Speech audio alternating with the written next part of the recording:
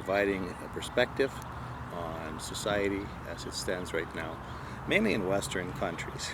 I want to provide a little bit of depth based upon my personal and family experiences over the generations. Let me start a little bit about my family heritage. I'm currently living in Canada, and being a Western country, Canada has been affected by the changes that have occurred in our society due to globalism over the last 3 decades or more. Essentially, what I would say is that we've been sold a bill of goods that, in its maturity as globalism continues, has only been detrimental to the lifestyle of the middle class. We've seen our lifestyle diminish decade after decade. One of the things I find is that there are a lot of political commentators out there, but very few with the perspective of someone who has reached my age, which is in my early 50s, and has seen several decades of what has happened. A lot of commentators in their 20s, for example, don't really have the background experience into how our society has changed.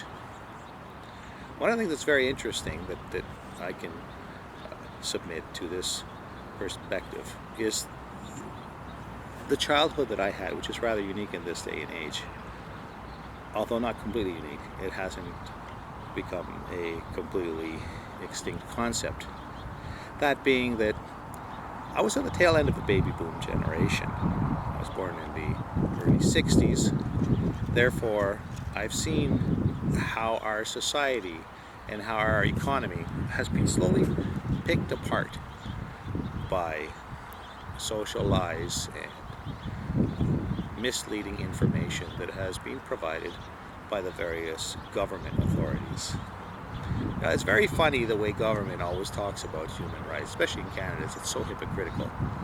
Most of the human rights violations, in fact, were not done by private citizens, but if you listen to the media, for example, you will quickly see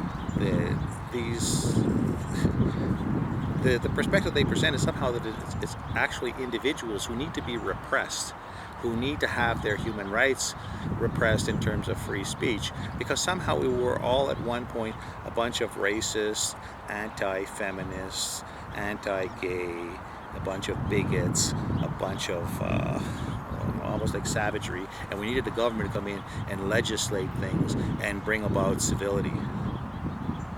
This is the thing that I hear today. It's absolute stuffing nonsense. It's the same thing that I hear with feminism. Most of these feminists today were never raised in the generation that I was raised in. And one of the problems with a lot of this social engineering that goes on right now is that these people are often from dysfunctional families.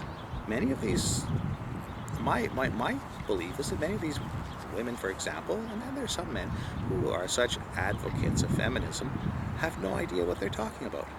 Now, I was raised in a family, which was very common in that day and age, where my mother stayed home and raised the children. And I'm not advocating that we go back to that. So before you get your guns out, listen to what I have to say here. I would like to see a society where parents are raising their children rather than farming them out to some stranger who has no vested interest. One of the things I've noticed about society in general over my many decades of living is that vested interest is the best protector of human rights and of the proper nourishment and development of children. Why? Because parents love their children. It's very simple to see. Okay, we all love our children, but for some reason the government seems to feel that they have the best interest of us. You know, one of the things that you will find in any kind of dictatorship, in any kind of situation where human rights are being violated, it basically starts with the assumption that the other guy is an idiot. Somehow, all of us, it's a miracle that the human race has ever survived this long, because we all must be idiots because we need the government to tell us what to do.